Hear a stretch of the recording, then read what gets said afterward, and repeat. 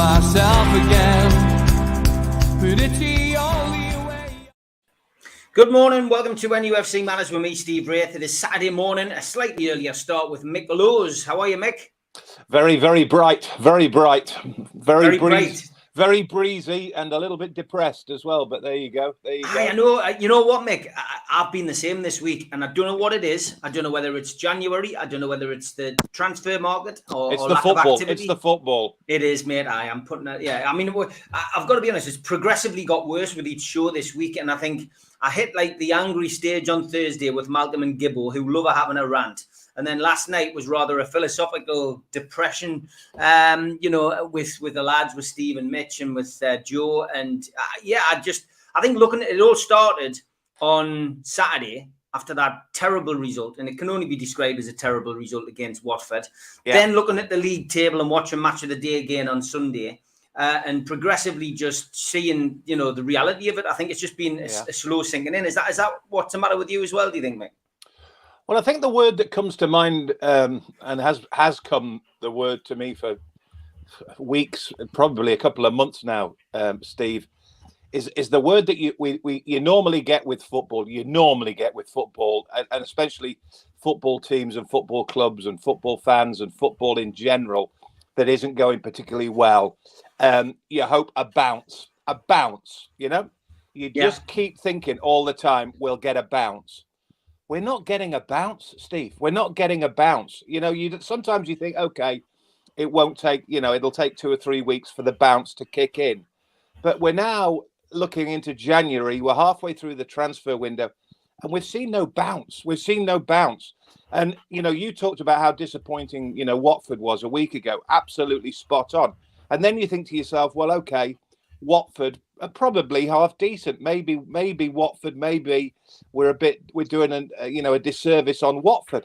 And then Watford go last night at home against Norwich City, who were supposedly dead and buried 6 weeks ago. And we thought, well, at least there's one team who have already gone, and it will only be 2 to go for. And suddenly Norwich have had a bounce. Watford looked awful yesterday. Watford are now back in the bottom 3, and you just wonder every time something comes around. You're just not sure what's going to happen next. The only consistent, sadly, in all of this, Steve, is Newcastle being inconsistent. Everybody else seems to have some sort of level of consistency, bounce, a little bit of euphoria. We are getting nothing. No, we're definitely not. And I mean, you can try and find some plus points from last week's game in the sense that, Newcastle had a new signing through the doors, but he was marked out the game. We didn't really give him any service. ASM was his usual frustrating self. The midfield combo of Longstaff and Shelby's not working. Longstaff looked worse again last week than, if it's possible, he looks worse each game. And the nervousness and I don't know what, just daftness of Lascelles in centre half. I mean, the kid's a lovely lad. He's clearly done a lot in that changing room. Lovely lads don't stay up. That's the problem. And he's been through relegation before, and that's got to play on his mind as well. But every time the ball comes to his feet, Mick, he panics. He makes the wrong decision. He can win the ball in the air as long as it's outside the box. But anything in the 6-yard line, when it's a set piece, he just seems to lose his man. It's so frustrating. But Steve, you can talk quite rightly. You can talk, and we can talk, and I can talk, and the lads listening to this, and fans, listening to this, can talk about Lascelles. They can talk about Shelby. They can talk about maybe Chris Wood didn't have the best debut in the world. They can talk about how inconsistent ASM can be. We can talk about how rubbish, A, B, and C were against Cambridge, were against Watford. The bottom line for me, Steve, is the person who needs to be, front up is the manager. Because at this minute in time, when I talk about a bounce, I talk about the bounce that Steven Gerrard's had. I'm talking about the bounce that Dean Smith has had. Aston Villa and Norwich City, who both did exactly the same as Newcastle did, which was get rid of a poor team, get rid of a flailing manager, get rid of a disappointing sense of everything that was happening at the club, got in new people, got in hoping to get somebody who would make a response, somebody who would make a bounce, somebody who would make a difference. Gerrard has won 4. They all coincide at virtually the same week. It was all in November, middle of November. Dean Smith, Steven Gerrard, and Eddie Howe all arrived at new clubs, supposedly in order to rescue what was happening to their football club. As I say, Gerrard has now won 4 games. Dean Smith has now won 4 games since then. Eddie Howe has won 1 game, and we are right in the mire. Right in the mire. And I'm sorry, people can talk about Steve Bruce and we can talk about Mike Ashley. That's absolutely spot on. It is true what has happened previously. But don't forget, that same malaise was happening at Aston Villa in a different way. It was happening at Norwich City in a different way. They were in the shite as well. They were worrying about what they were doing with their football club. They were worrying what they need to do with their squad, who were disappointing, who weren't winning games, who weren't doing this and weren't doing that. Right, we need a firefighter. We need a firefighter to come in. So one went to Gerrard, one went to Smith, and we went to Eddie Howe. And Eddie Howe has been patently disappointing. I'm not for a moment saying we should kick the bucket. What I'm saying is it is relative to blaming Lascelles, blaming A, blaming B. Also significantly blame the disappointment of Eddie Howe as well. Yeah, I get exactly where you're coming from. You have to, because in the same way that when Steve Bruce was in charge, you said to yourself, it's a basis management that's about, if you win games, then you're okay. If you don't win games, then you should get the sack. And we're talking about Eddie Howe now. He's won only 1 of 10. Steve Bruce got the sack amongst contributing factors, but because at that stage, at the start of the season, there was no winning 9. So, they knocked it down the line because Steve Bruce was clearly struggling, and they brought Eddie Howe in. But Eddie Howe is making, at this minute in time, absolutely no difference whatsoever, to my mind, between what was happening before that. Yeah, got to agree. Everybody can see it. It's quite clear. Yeah. And, we need to start winning games. We need to start winning them quickly. It's been a frustrating week in the transfer window. We know how difficult January is, Mick.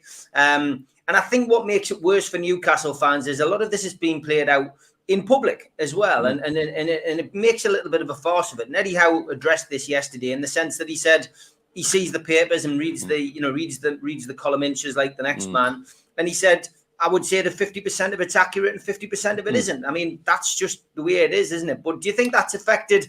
Do you think the fact that it's such high profile and because it's our first transfer window when we've got money to spend, that maybe is having a little bit of a detrimental effect in the way that agents are playing the game and other clubs? A little bit. The two things I would say about Eddie Howe's press conference yesterday. He speaks really well. He's a good guy. He's clearly a very educated. He talks well. There's an awful lot to like about Eddie Howe. But there were a couple of things. I heard one journalist say at one point, which Eddie Howe, didn't react to, but I don't think he needed to react to.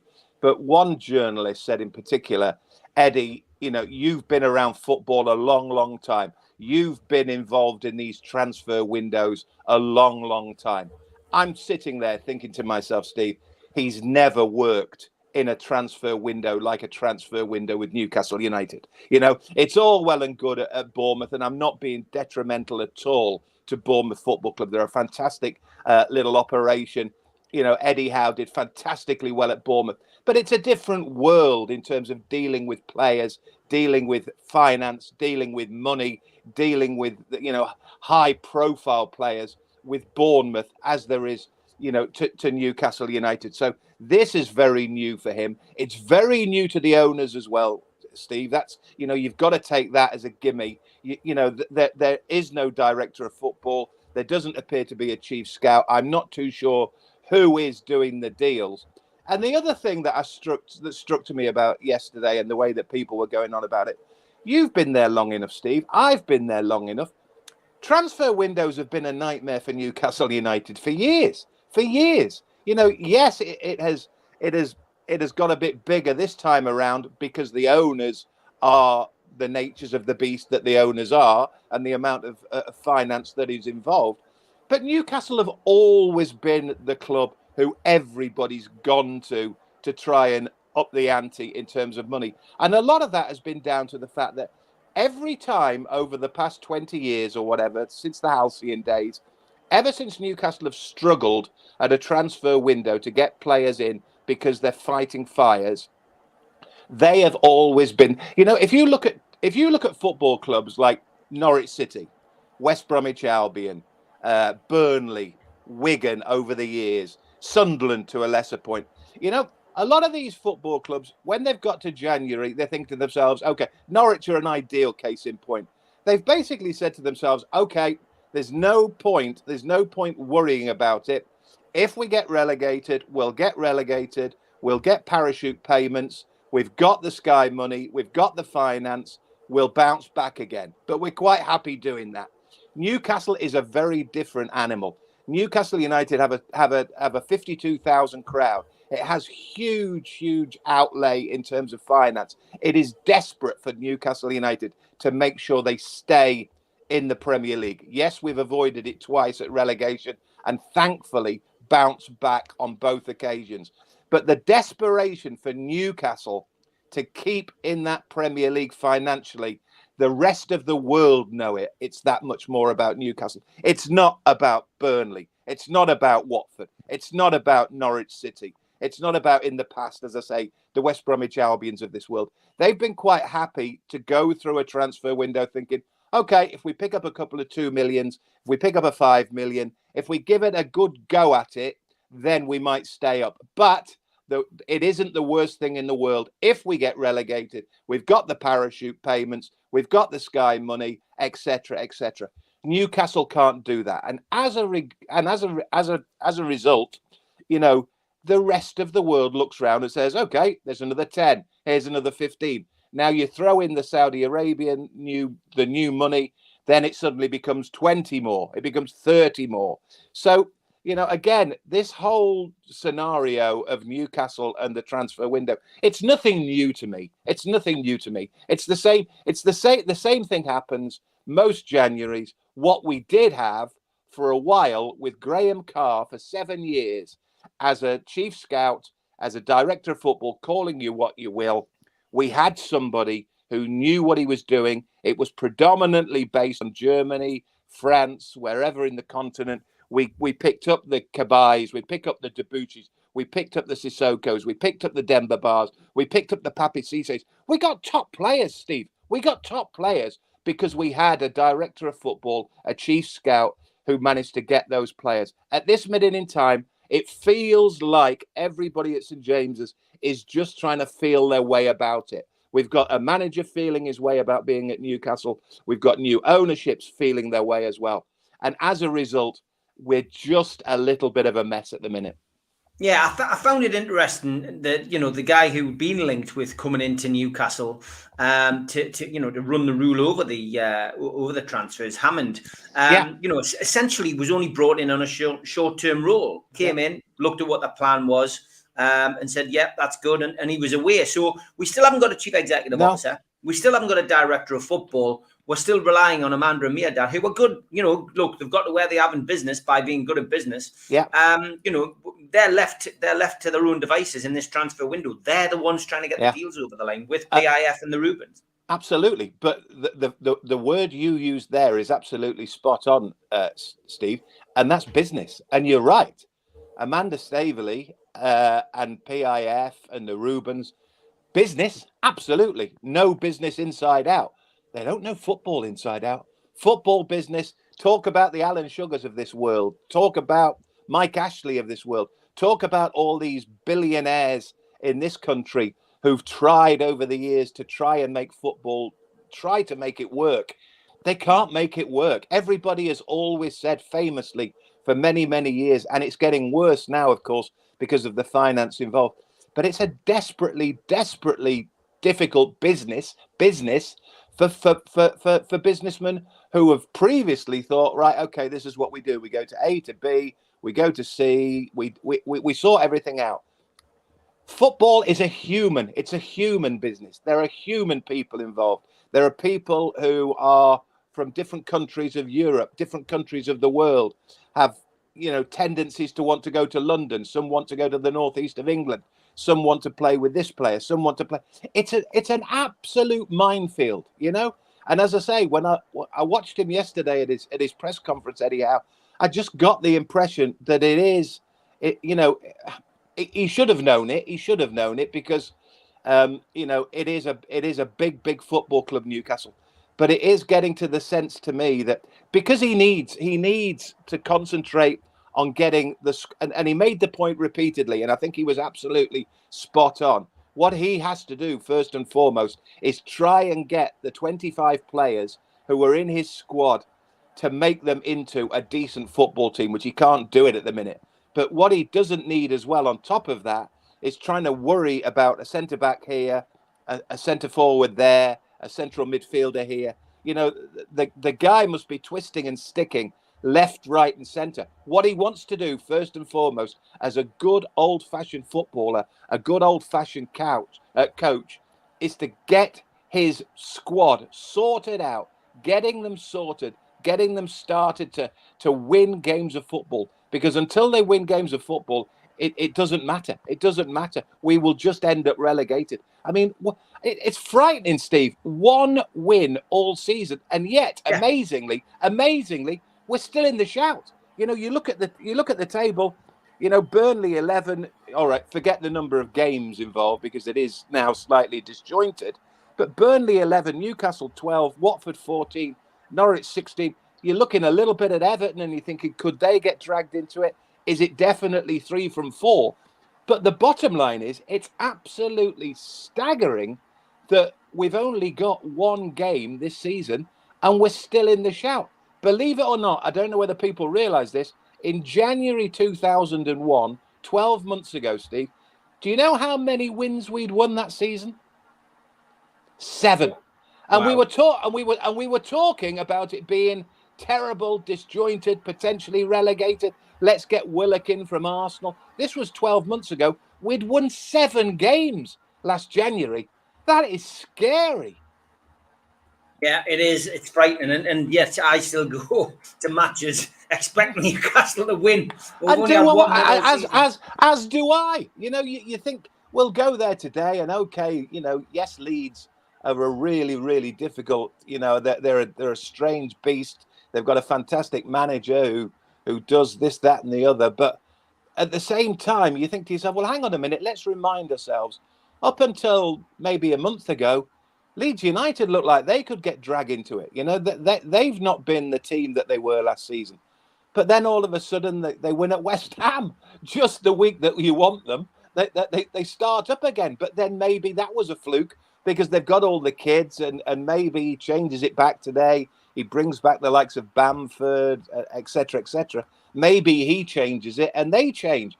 You just do not know at this minute in time, especially with this bottom 4, because from one day and 1 week to the next, everybody changes a little bit differently as to what they're doing. With the exception of Newcastle, who just haven't bounced. They haven't bounced.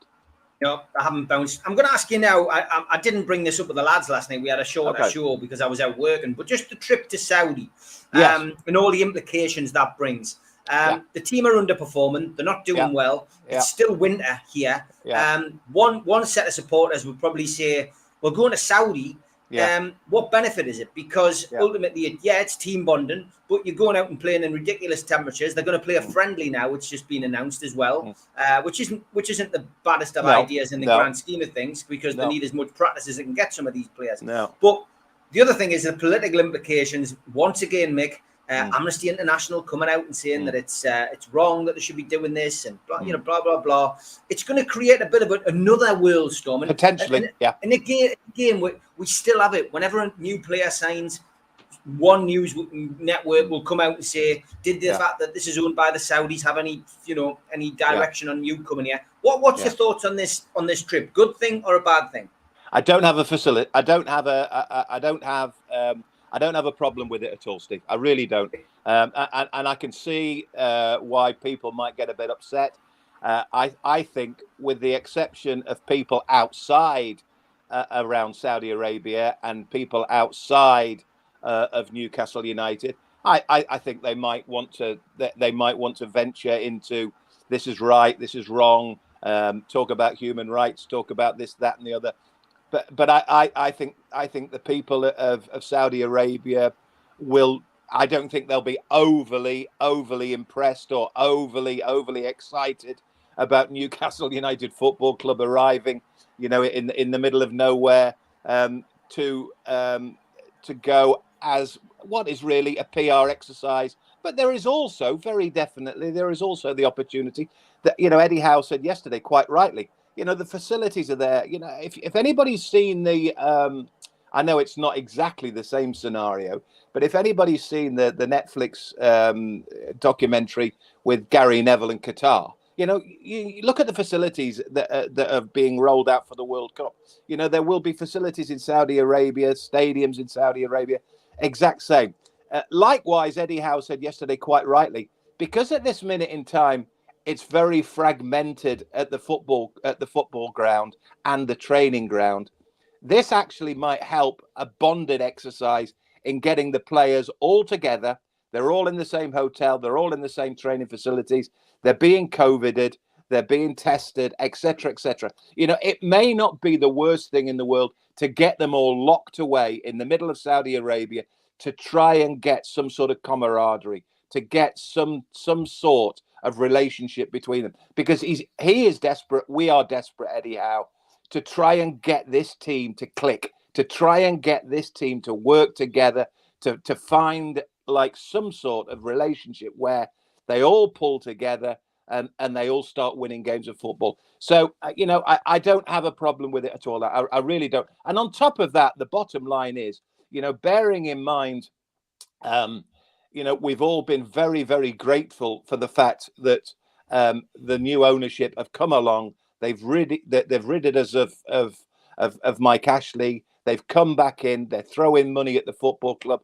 They're communicating. They're doing. Now, the very least we can do is go to them and say thank you as a football club, as a squad, as a manager, to say thank you to them. Say thank you. We are grateful to you. I don't care whether people like it. It would be exactly the same if we had a billionaire in Disney, for instance, and Walt Disney back in the day said, look, I've thrown at millions and millions at this football club in the UK. I want to go and see them. I want to see my club. Fair enough. Absolutely fair. I don't have a problem. And I don't think it will be a distraction. I think Eddie Howe is consistent enough and he's considerate enough. And they wouldn't allow that to happen. Whether there are one or two little issues in terms of the PR side of things, maybe. But I don't think it would be that great. And and the other thing as well, Steve, is it's a small world these days.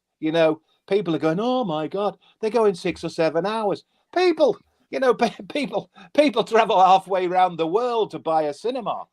People travel halfway around the world to a concert, to go on holiday. So don't worry about going to Saudi Arabia. It's not a million miles in the world.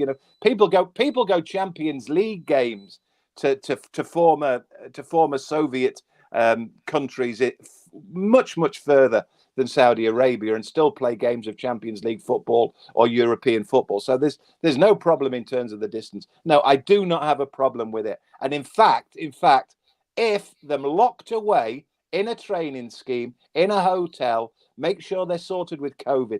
If they're there and they're trying to sort one or two out and they kick lumps out of each other, they do whatever. If that helps get this team sorted out, all the more for it.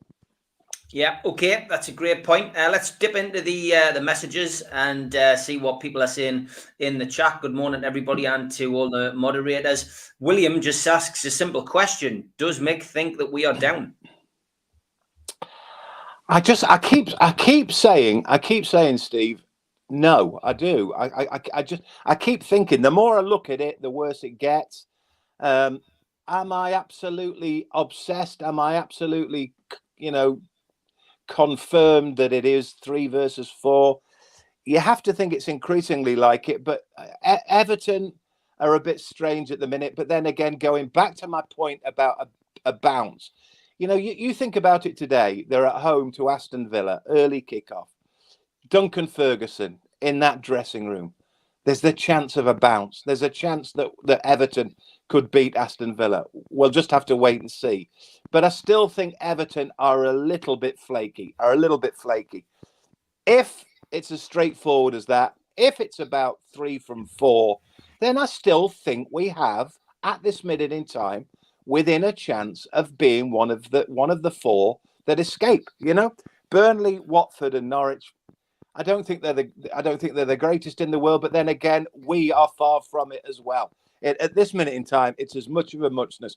But I'm certainly not giving it up. And I think if Callum Wilson gets back fit, if Callum Wilson, and I'll make a point about Chris Wood, because I was a little bit critical of him, because I genuinely believed that he is no better than a 7 out of 10, and I do believe he's a little bit overpaid, but he's a Premier League player. He knows what he's about. But a lot of people have jumped on the fixture against Watford. I just had a feeling, Steve, you saw the game. I didn't see the whole game. But I just think, and I think I made this point this time last week. I think I said, my phrase was something along the lines of, Chris Woods will walk out today in front of 52,000 and he'll never know pressure like it in his life. He'll have never known a fixture like it in his life. He'll have never known the expectation of going into 52,000 people at St. James's Park. Yes, Leeds United were a big club, but he was in the Championship, but he's been at Burnley. He's been here, there and everything. I think the lad was probably a bit nervous. I think he was probably very, very aware of the fact that he desperately tries. And you can, like anything in life, Steve, you can try too hard. And I give him a pass. I definitely give him a pass against Watford. Today against Leeds, against a side he knows well, against a pitch he's played well at, this should be, I think today, it should be more about Chris Wood and what he's about at Elland Road. He knows the club, he knows the opposition, etc., etc. I think he'll probably go on and be a lot better than he was against Watford. Whether he's a great player, whether he's a good player, whether he's going to score the 10 or 12 games, like I made the point last week, I'm not entirely sure. But I do prepare to give him a pass on last week. And I think we're a bit unfair on him to be critical of him last week against Watford. I think you'll see the better Chris Wood today and next week and the week after, etc. And going back to the point I was making, if we could get Callum Wilson and him as a pairing, if we can get a couple, particularly, sounds like a scratch record, if we got a centre-back or 2 centre-backs, I still think there's the possibility of being good enough to finish higher than Norwich, Burnley and Watford. So to answer the question, no, I've not given up on it. And yes, I still think there is a possibility, but it's getting very, very twitchy now. Because as much as anything, I had to, what I had to do, Steve? I had to check myself 3 times on the final table of last season, because I defied my life. I defied my eyes that Newcastle won 12 games last season. And I went, no, that can't be right. It can't be right. 6 home, 6 away, 12. Was it really? And you think to yourself, we're in 1. We've got 1 in January. So, that's 11 games between now and the end of the season to equal what we did last season. I mean, we are really, really in it. But I'm still hanging. Yeah, okay. We're going to have a quick ad break and then we'll be right back. Thanks to all our sponsors. Spider VPN for all your internet security. Google Spider VPN. They come up at the top of the Google search list. They are the boys to trust and will protect your computer from unwanted bugs. Skipsandbins.com. Telephone 0800 25 45 25 3. Email inquiries at skipsandbins.com. Website www.skipsandbins.com. Easy contract, free and pay-as-you-go waste collection. Thanks also to L&G Family Funeral Directors, 0191 389 7245, and to Garden of Healing Dispensary, CBD hemp and cannabinoid specialists, www.thegohd.com. Thanks also to Arcot Interiors for all your kitchen necessities. You can find them at the bottom of Heaton Road, and Google Arcot Interiors. They come up at the top of the Google search list. Thanks also to qtechshop.co.uk, the makers of pool tables and snooker tables in Wales and Newcastle, and the guys who run our website, NUFCmatters.com. Thanks also to jabsignature.co.uk for all of the flyers that they do for us. Thanks to Media Arts for all the video work. If you're a first-time visitor to the channel, please subscribe. Hit the Newcastle Legends logo in the bottom right-hand corner, and that's it. You can subscribe for free. We still do 7 shows a week, and they are all free. Hit the thumb up underneath the video to like it. Click share to your social media, and drop into the comments box to speak to like-minded Newcastle fans. We're also available as a podcast on iTunes and Spotify and other podcast providers. The show usually goes up 24 hours after the show. If you want to join the NUFC Matters cult and get a cup, a pen, a scarf, and your membership card and entry into the monthly draw, put your phone over this QR code and it will take you straight to the website. Failing that, go to nufcmatters.com and become a member. If you want to come and see Malcolm MacDonald pre-match or post-match, we are at the Dog and Parrot. It's kid-friendly and it goes great food and beer, and you can come and meet Malcolm in person before the match or after the match during the season. Make a donation to the food bank via nufcfansfoodbank.co.uk. The matchday bucket is operational 365 days of the year. If you want to follow us on social media, then go to NUFC Matters. We've got a Facebook group and we've got a Facebook page. And if you're into the true crime stuff that we do, then follow Steve Wraith's True Crime Interviews, and that is a Facebook group.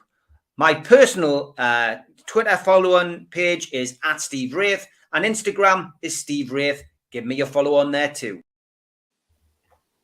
That saves me doing it during the show, Mick. It's fantastic. I nearly had a walk. I thought he's I thought he's gone. He's gone. Okay, Graham Morton says, morning lads, quick question. Eddie Howe doesn't have the best of squads and additions are likely, but how long until we question him? Now, you're on Twitter, Mick. It's a poisonous place at times. It can be a glorious place on the flip side. This week hasn't been good. A lot of people questioning, Eddie Howe already. And people trying to contact Mirdad, of course, and Jamie Rubin, who are both on Twitter. People atting them about various things. I saw one person on Twitter who will remain nameless who actually said that these owners are as bad as Mike Ashley. It's the nature. It's the nature of the animal. It's the nature of the beast. But at the same time, as well, to go back to Steve Bruce, to go back to every manager. I mean, we're told that Claudio Ranieri is in verge of getting the bullet at Watford. I mean, he's won 8 straight defeats on the basis of losing last night. So, Claudio Ranieri, is he going to go? It's about it's a driven business. It's a games winning business. We talked about. I've already mentioned it once already. While I wasn't Steve Bruce's biggest fan, but at the same time, I wasn't his greatest deteriorator either. I think when he was doing well, he was doing well. He probably should have gone at one point when the wins were so poor and were racking up. But that's what you have to live with if you're a manager of a football club. If you don't win enough games, Steve, I'm sorry, you lose your job. It's a straight and straightforward as that. If you don't win enough, then you're out. 1 win in 10 is not great. And as I've made the point repeatedly, and I'll keep making it, Steven Gerrard and Dean Smith. Now, I don't know whether either of those were available, whether in terms of Newcastle, and the ownership toyed over who we should and who we shouldn't take on as new manager of Newcastle United. All I keep being told is that Eddie Howe did a very, very fine interview, had a very good CV. They were impressed with him. They like what they hear from him, and that's a big part. If you're a business, if you're an owner, it doesn't matter whether you're a football club, it doesn't matter whether you're you're Harrods. It doesn't matter who you are. If you want people who you want to work in your operation, then you're going to look to them and you're going to say, okay, we like to go at them.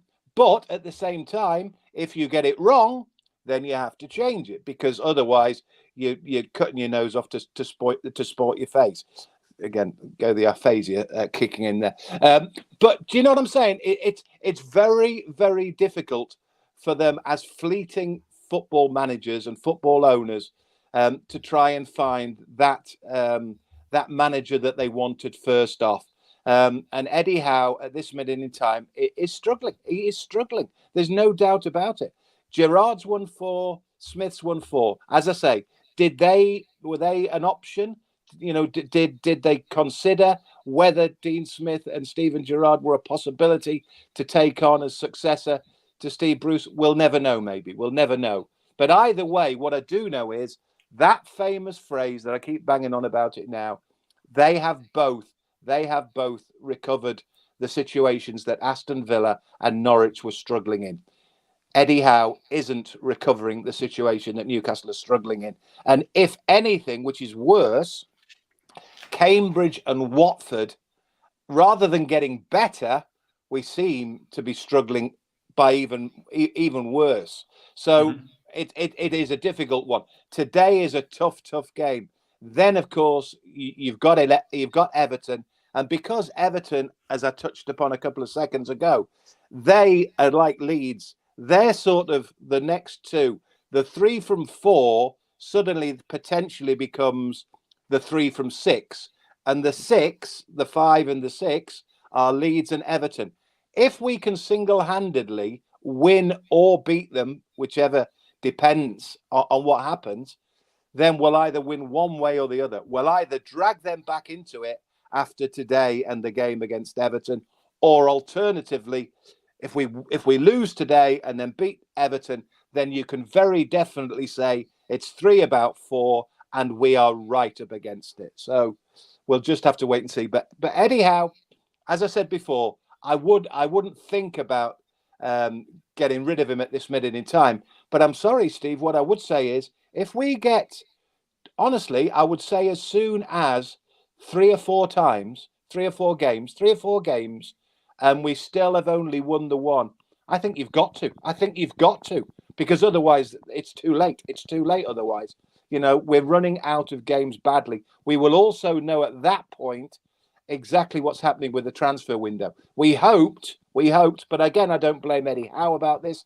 I probably blame why we haven't got a chief scout, why we haven't got a director of football, why we can't somehow find somebody through the building between Monday, Tuesday, Wednesday, Thursday, Friday of this week to get a centre-back or somebody in against Leeds United. Because, of course, once Leeds played this afternoon, that's it anyway in terms of January. We won't play again in January. So it's done and dusted in terms of games. So we can't win somebody next week or the 11 days, whatever it is, and try and rescue one game with new players. We just can't do that. So we shall just have to wait and see. But I do think at this minute in time it's not right, but it could conceivably be within a month's time. I think you would seriously have to look at it then. Okay, John's on this morning basically saying, do you think Eddie Howe will stay as manager if Newcastle go down because he thinks that the Saudis won't tolerate failure? He's also asking, do you think it's a psychological block? I mean, Eddie Howe mentioned that in his press conference last week, that they have that losing mentality at times. They don't feel they can push on to get that second goal, and that's half the problem. I mean, this is the bottom line, Steve. I think we've said it, and I've said it a million times. You know, since this whole new ownership kicked in and Mike Ashley disappeared, you know, we screamed and bawled, we celebrated. It was fantastic. 14 years was gone. The Sports Direct signs have gone, etc., etc. But what we had in alternative is something we don't really know. We really don't know. So it's all well and good people saying that they do this, they do that. They don't know this, they don't do that. I mean, I'm guilty of it to a degree, but I think I'm pretty certain in my mind that it is very difficult for them and that their knowledge of football isn't quite what it might be, simply because we know in their history what their business practice has been. You know, they haven't been football businessmen in the past. They haven't been football owners.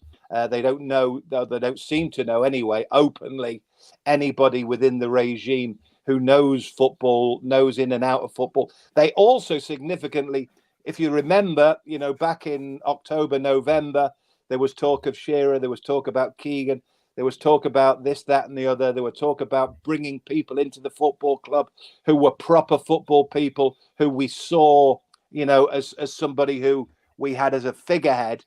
That figurehead hasn't appeared. We don't know. I mean, here's an instant in case, and this is ignorance on my part, and people will say, "Well, you just don't know what you're talking about, Mick." And there's an element of it. But I mean, just a small thing, Steve. But I mean, for instance, Kieran Trippier and Chris Wood have both been paraded as transfers, and they've been decent transfers. Trippier, in particular, has been a fantastic transfer. But I've seen the pictures of the two figures either side, left and right of Trippier, left and right of Chris Wood. I have no idea who they are. I have no idea. There's no, say, a Keegan or a Shearer or a Warren Barton or a Robert Lee or a Graham Carr or whoever, Terry McDermott, anybody who's worked at the football club in the past, nobody who is a high-profile football character within the football club. I just saw A and B and C and D shaking the hands of Trippier and shaking the hands of Chris Wood. I have no idea who they are. So, as I say, that all along, we are fast and, we're trying desperately to find out what and how they pursue the way that they do their footballing practices. So we don't really know. We really don't know what to expect. So we don't know whether they would be upset by Eddie Howe. They may just as easily. I mean, there might be just as big an argument that says they've appointed him because they thought to themselves, okay, there is a danger that we could be relegated. Let's at least have somebody in place who is an ideal candidate to manage in the Championship and get them back into the Premier League. We just don't know. We don't hear. We don't really get guided as to what their mantra is in terms of organising Newcastle United and organising football. Yeah, okay. Matthew was going to see you too. He's asking, do you think it'll affect the players mentally, knowing that we can't get out of the bottom three even with a win today? Do you know what it is? We can talk about the ownership. We can talk about Eddie Howe. We can talk about the coaching staff. And I'll say it again because I said it while I talked about Steve Bruce and how on occasions everybody was screaming and bawling about Steve Bruce. Some of these players are absolutely disgraceful on occasions. Absolutely. And I don't, they beggar some of the decisions that they make. You look at them. I mean, here's a good case in point, Steve. I was thinking about this the other day because you've got ASM, who again inconsistent. You're not sure whether you love him 1 minute, dislike him the next. Yes, he scores a good goal against Watford, but I think it's generally considered that for the majority of the game, he didn't do an awful lot. But I don't think there's any doubt to me in my mind that ASM doesn't seem the same person, the same attitude, whatever. He doesn't feel the same human being that he was when Steve Bruce was involved. And as we know, there was a relationship between ASM and Steve Bruce. And he said some very kind things about Steve Bruce when he left the football club, right? The alternative side of the card is that Joe Linton was an absolute disgrace and an absolutely useless during his entire time with Steve Bruce, has now turned into a player. Has clearly now done something about Eddie Howe. Maybe Eddie Howe is doing something tactically. Maybe Eddie Howe is doing something emotionally and psychologically to Joe Linton. But the bottom line is, for me, if you're a professional footballer, you should put it in regardless. It doesn't matter whether you disagree with the manager and his tactics. You disagree with the manager about the way that they behave. You disagree with the manager about whether you sulk or not. You should put it in. You should put it in. You're there. You know, Alan Shearer took a header at every corner kick for Newcastle United. He didn't occasionally think, oh, do you know what it is? I'm going to stay on halfway. I'm going to stay on halfway. No, he'd get back, edge of that 6-yard box, and he'd head it clear. And people do this. They do the professional job. You know, all of a sudden, you know, Joe Linton has completely changed his mentality, but ASM has gone the other way and he's less inconsistent. I think that's wrong. That's wrong. You should be pulling the shirt on in black and white stripes, regardless of whether the manager is somebody you like or you dislike, somebody who upsets with you, somebody who dislikes, or somebody who likes you and thinks you're great and is your pal. Just be a professional. And that is the biggest problem. We have a squad of players who just aren't putting it about and just don't seem to have the consistency. And that's why Eddie Howe's talking about going to Saudi Arabia to try and get some sort of bonding, to try and get some sort of camaraderie between these players, because they just do not, they don't look like a player who are ready, and a team who are ready, and a squad who are ready to kick it in and trying to keep Newcastle United free from relegation and getting them back into the Premier League next season. They're just not doing it enough. They're just not doing it enough. So we can blame the transfer window, we can blame the ownership, we can blame Eddie Howe. My favourite exercise is always blame these players. Have been apps for Steve Bruce. They were doing it. Rafa was probably a slightly difficult argument because he was maybe a bit more hard-nosed. But essentially, this has been the same squad now for 3 or 4 years, and they're just not getting any better. And they're still doing disrespectful things, and they're still doing unprofessional and the way that they do about their business for Newcastle United. You brought up the dreaded R word, Rafa Benitez. He's out of a job. He's out of a job. I mean, a lot of people on social media suggesting he could come back in to Newcastle, but this time as a director of football. Is that something that you would like to see? I saw it straight away. I mean, it doesn't take a genius to work it out. What I would say is, I had a fantastic relationship with Rafa. You know, we spent 3-4 times a day, maybe sitting, talking. Sometimes after interviews, we'd sit and talk about this, that, and the other. He was very kind to me. He said some very nice things to me about when I left the football club, even though he'd been there at a short period of time. My gut feeling is he's not into that. I just don't see him into that, Steve. I don't see Rafa Benitez as a director of football. I'll tell you what, Steve, that Rafa Benitez, more than anything, he's just, and this is what I loved about Rafa Benitez, he's old school. He's old school. He'd be like me, he'd be like you. He would have been he'd have been buying Shoot magazine at 7 years of age to watch games of Real Madrid and Barcelona in football. He'd get chewing gum cards. He'd get a football every time he worked from school, and he'd play with the kids. He'd do all the things we did. He'd go down the jumpers in playgrounds. He'd just want to play football. He just want to watch football. He just wanted to, when he could play football, he could play football. As soon as he got injured, he got involved in coaching in football. He wanted to be involved in football. He's a lovely, lovely and a proper footballing man. And I just don't see the fabrication and the sanitation of being a director of football and sitting in a business with a suit and a tie.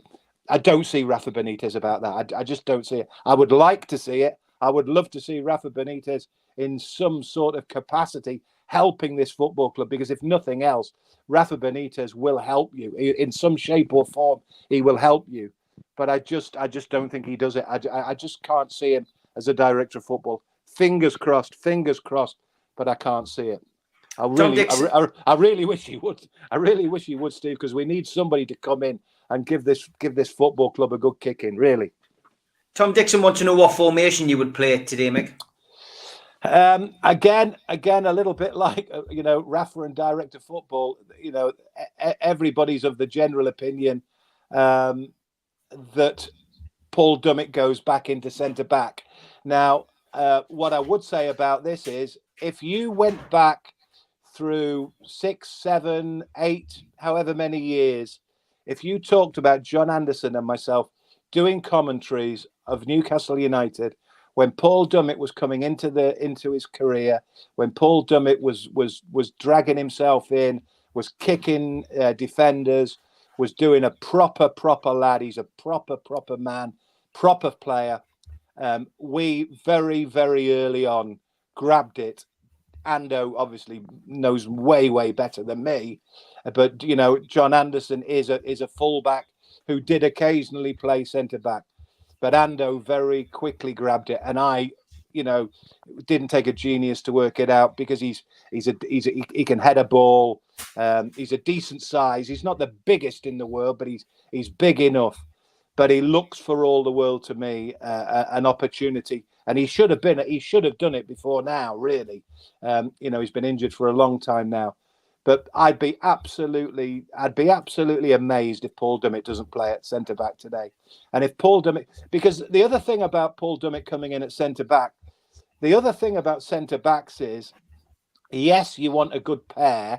Yes, you want proper defenders. Yes, you want people who are prepared with the rest of the troops. But he's left-sided as well, Steve. To have a right and a left is a godsend as well. So I would have thought today you would put Jamal Lewis in at left back because he was back training again yesterday. Eddie Howe gave you the suggestion that he's available. So I would put Lewis in at left back, and I would put Paul Dummett in at centre back, who plays alongside him again. I think it's very. I think it's. I don't know. I don't know how psychologically Jamal Lascelles is, because there's not an awful lot in it to me, Lascelles or Shah. You know, Shah doesn't get the sort of critic or criticism that Lascelles gets, but he's just as bad. He's just as bad. So you could pick any one from two. In terms of the rest of it, what I would do is I think we've got to go for it to a degree, Steve. I really do. I think it could be jumpers in playgrounds because Leeds will just go for it. You know, 90 minutes up and down, up and down, up and down, up and down. You just have to keep going at them because they will allow opportunities to get at them.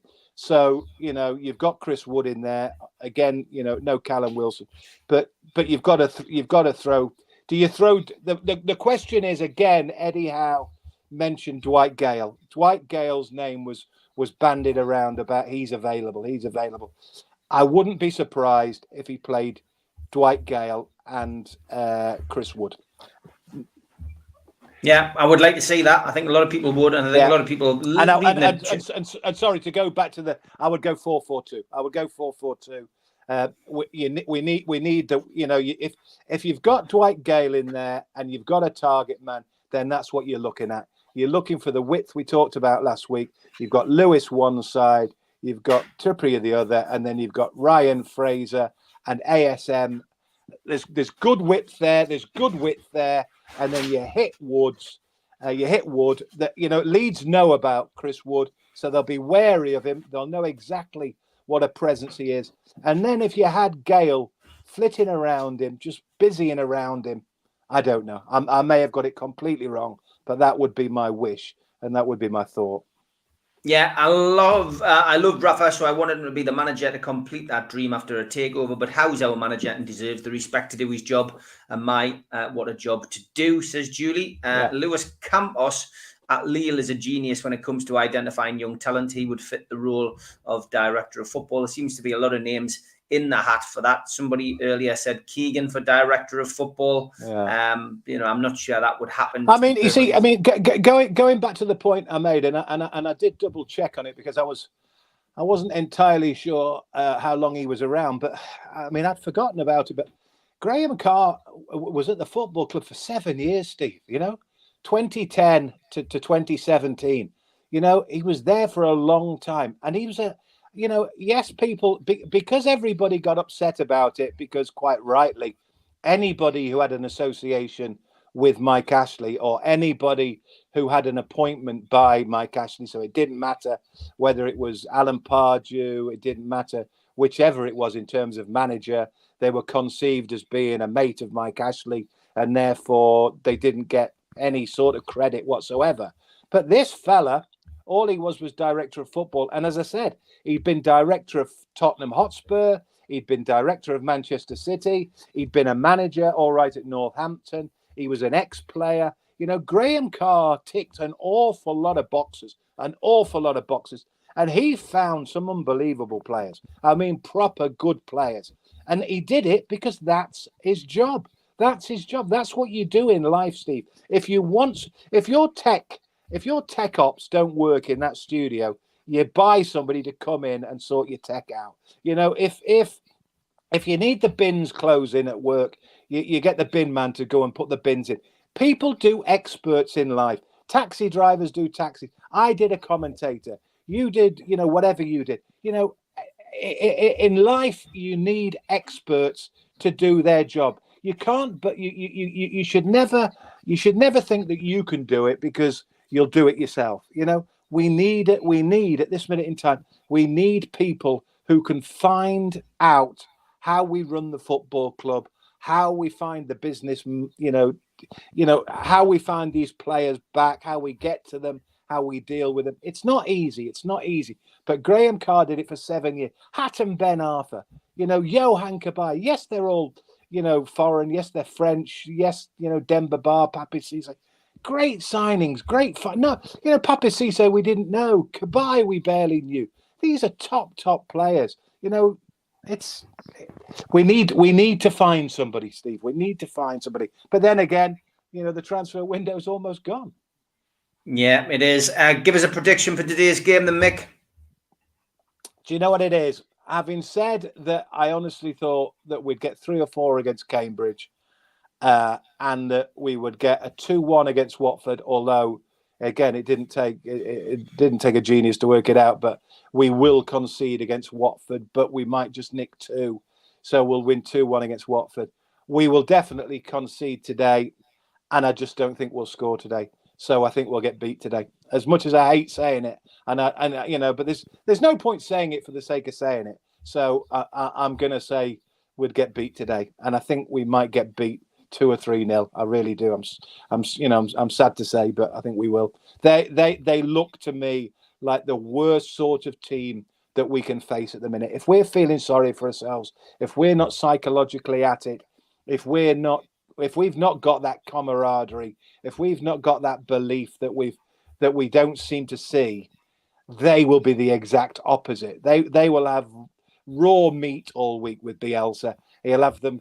They fight at each other in training. I saw a brilliant article not long ago that they play murder ball. I think we talked about this, didn't we, a couple of months ago? How Leeds play one thing they do each week. They play murder ball with one another. I just wish Newcastle and Newcastle United would play murder ball at training once a week, just to try and give each other a bit of a kick and give everybody a bit of a warning that there's more to life than just sitting around strolling about losing games of football. Yeah. Okay, well, I'm sticking with my original prediction, which is 3-1 to Leeds. I do feel we'll score, but I'm not very optimistic either. But let's hope I proved wrong. I'm back tomorrow night, 6 o'clock tomorrow night. Holly and I will be on. I can't do tomorrow morning, so it will be 6 o'clock tomorrow night.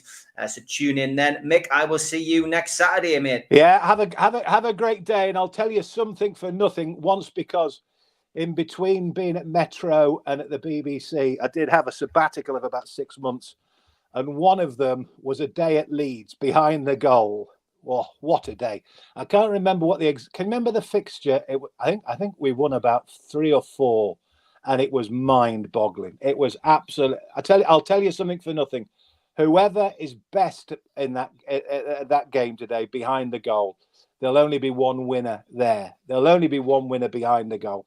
Let's just hope the 11 in front of the goal can be just as good as the 2,500 black and whites who'll do the job today. Yeah, fingers crossed. Catch up with Mick as well in the flesh next week, next Sunday. Last chance to get Last chance to get tickets for an afternoon with Peter Beardsley and Mick Lowes. We've got a little warm-up act of me, Supermac and Gibbo as well to get the crowd in the mood, just talking a little bit about the transfer window and a little bit about modern day before Mick and Peter take the stage. So get your tickets. They are still available on Groupon or NewcastleLegends.com. And don't forget, got a couple of interviews teed up for today. There is a chat tonight at 6 o'clock going live on the channel with Andy McNabb. For those of you who love SAS stories, it's a good interview. And then tomorrow at 6 o'clock, I interviewed the world's strongest man, Tom Stoltman, which was a cracking interview. Really enjoyed that. And he's not a centre back, is he? No, well, we did ask him the question if he would play centre back, and he said he didn't think they would appreciate it. I asked him about Mike Ashley as well because he's a Rangers fan, so that was interesting as well. So great stuff. Tune in; it's well worth a watch. Okay, Mick. See you next Saturday. See you later, pal. Thank you.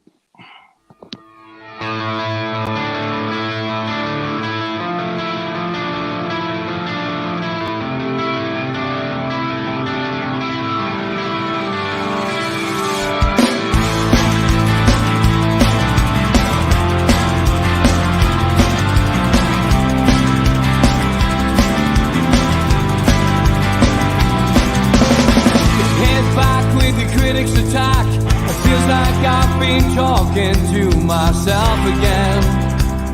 But it's